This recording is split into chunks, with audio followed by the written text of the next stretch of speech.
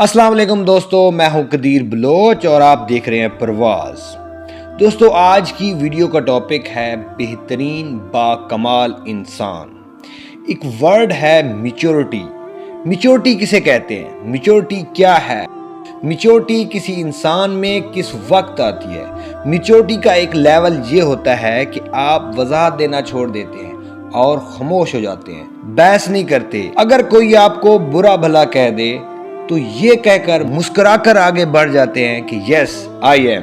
اس کا مطلب یہ نہیں ہوتا کہ آپ سچ میں ویسے ہی ہوتے ہیں، فرق صرف یہ ہے کہ وہ بات آپ کے لیے اہمیت ہی نہیں رکھتی۔ یاد رکھیں، گاڑی کے پیچھے کچھ فاصلے تک ہی کتا بھونکتا اور دوڑتا رہتا ہے۔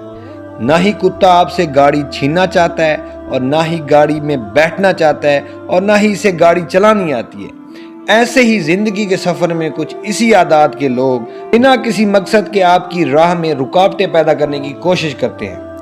اس لیے جب آپ اپنی منزل پہ رواں دواں ہوں اور لوگ آپ کی راہ میں رکاوٹیں ڈالنے کی کوشش کریں تو ان سے الجھنے کے بجائے اپنی منزل کی طرف متوجہ رہیں۔ یاد رکھیں، آپ کو تلخ نہیں بننا، آپ کو بدلہ لینے والا نہیں بننا، آپ کو چالے چلنے والا، جال بچھانے والا نہیں بننا۔